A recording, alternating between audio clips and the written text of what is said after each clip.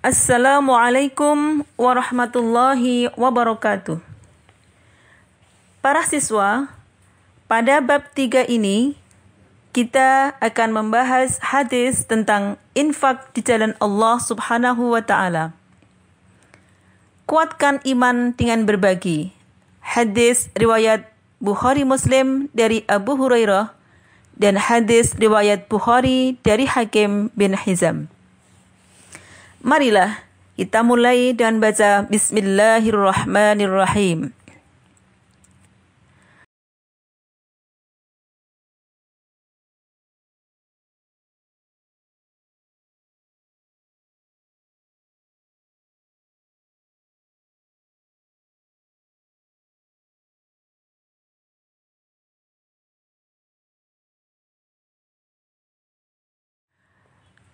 Sebelumnya, mari kita baca hadis yang pertama yang diriwayatkan oleh Imam Bukhari Muslim dari Abu Hurairah. An Abi Hurairah qala qala Rasulullah sallallahu alaihi wasallam ma min yaumin yusbihul ibadu fihi illa malakani yanzilani fayaqulu ahaduhuma Allahumma a'ti munfiqan khalafan wa yaqulul akharu Allahumma a'ti mumsikan talafan. Rawahu muttafaq alaih. Saya ulang sekali lagi.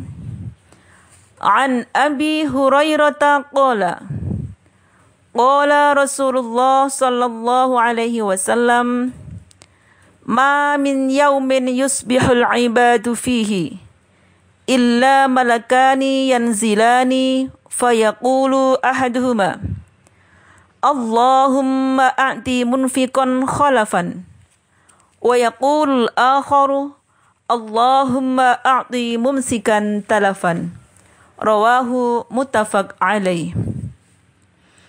Artinya, dari Abu Hurairah radhiyallahu anhu bahwa Nabi sallallahu alaihi wasallam bersabda, tidak ada suatu hari pun ketika seorang hamba melewati paginya kecuali akan turun dua malaikat kepadanya, lalu salah satunya berkata, Ya Allah, berikanlah pengganti bagi siapa yang menafkahkan hartanya.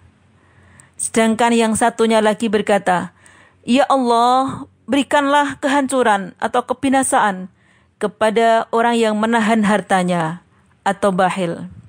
Hadis riwayat Bukhari dan Muslim. Tentang penjelasan hadis. Dalam hadis riwayat Bukhari dan Muslim dari Abu Hurairah, Rasulullah sallallahu alaihi wasallam menjelaskan bahwa 1. Sesungguhnya para malaikat berdoa agar Allah Subhanahu wa taala mengganti harta orang-orang yang berinfak. 2. Allah akan mengganti dengan kebaikan di dunia dan pahala di akhirat. 3. Para malaikat mendoakan agar Allah Subhanahu wa taala melaknat dengan menghancurkan atau membinasakan orang-orang yang bakhil atau kikir terhadap hartanya. Firman Allah dalam Quran surah Saba, "Wa ma anfaqtum min syai'in fahuwa yukhlifuh wa huwa khairur raziqin." Artinya, dan barang apa saja yang kamu nafkahkan, maka Allah akan menggantinya dan dialah pemberi rizki yang sebaik-baiknya. Memperhatikan ayat tersebut, sesungguhnya harta yang diinfakkan tidaklah hilang dari genggaman kita, tetapi sebaliknya Allah Subhanahu wa taala akan menggantinya, bahkan yang lebih baik dari yang diinfakkan.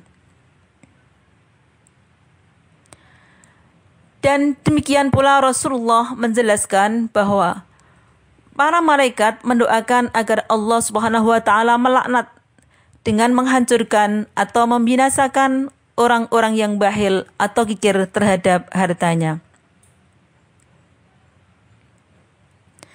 Sebagai orang yang beriman, yakinlah bahwa doa para malaikat pasti dikabulkan oleh Allah. Sudah banyak contoh kejadian dalam kisah-kisah terdahulu bagaimana Allah menghancurkan orang-orang yang bakhil terhadap hartanya. Dan begitu pun sebaliknya, bagaimana Allah membalas kedermawanan orang-orang yang berinfak di jalan Allah. Para siswa, hadis nomor 2 tentang infak di jalan Allah adalah diriwayatkan oleh Imam Bukhari dari Hakim bin Hizam. Sebelumnya, mari kita baca hadis tersebut. Bismillahirrahmanirrahim.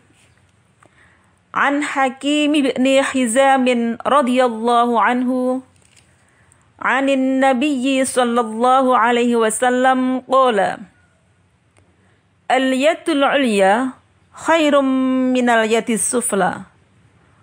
Wabda biman ta'ulu wa khairus sadaqati an zuhri ghinan wa man yasta'fif yu'iffahu Allahu wa man yastaghni yuhnihillahu. Rawahu Bukhari. Saya ulang lagi.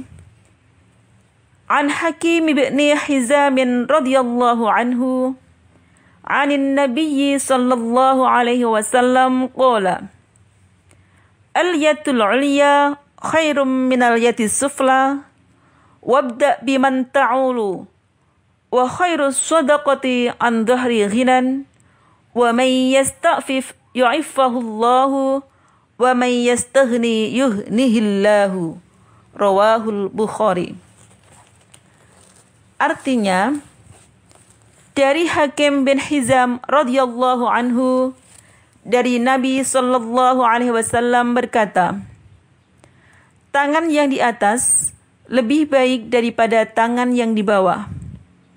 Maka mulailah untuk orang-orang yang menjadi tanggunganmu, dan sedekah yang paling baik adalah dari orang-orang yang sudah cukup untuk kebutuhan dirinya. Maka barang siapa yang berusaha memelihara dirinya, Allah akan memeliharanya. Dan barang siapa yang berusaha mencukupkan dirinya, maka Allah akan mencukupkannya. Hadis riwayat Bukhari. Tentang penjelasan hadis. Dalam hadis riwayat Bukhari dari Hakim bin Hizam, Rasulullah sallallahu alaihi wasallam menjelaskan bahwa 1. Tangan yang di atas lebih baik dari tangan yang di bawah. Maksudnya bahwa orang yang memberi lebih baik daripada yang menerima. Namun demikian bukan berarti jika kita diberi sesuatu oleh orang lain tidak boleh menerima. 2.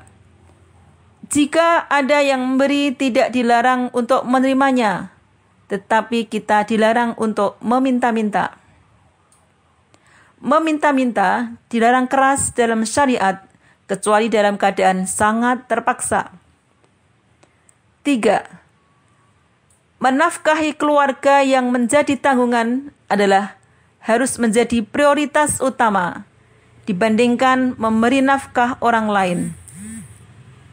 Maka mulailah berinfak dengan mencukupi kebutuhan diri sendiri, lalu orang yang menjadi tanggungan kita. Berinfak untuk dirimu lebih baik daripada selainnya.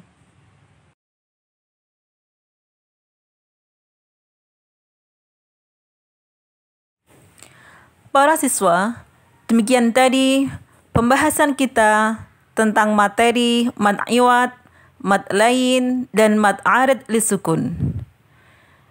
Silahkan dipelajari, kemudian diterapkan dalam bacaan Al-Quran kita sehari-hari. Kita akhiri. Alhamdulillahirabbil alamin. Wassalamualaikum warahmatullahi wabarakatuh.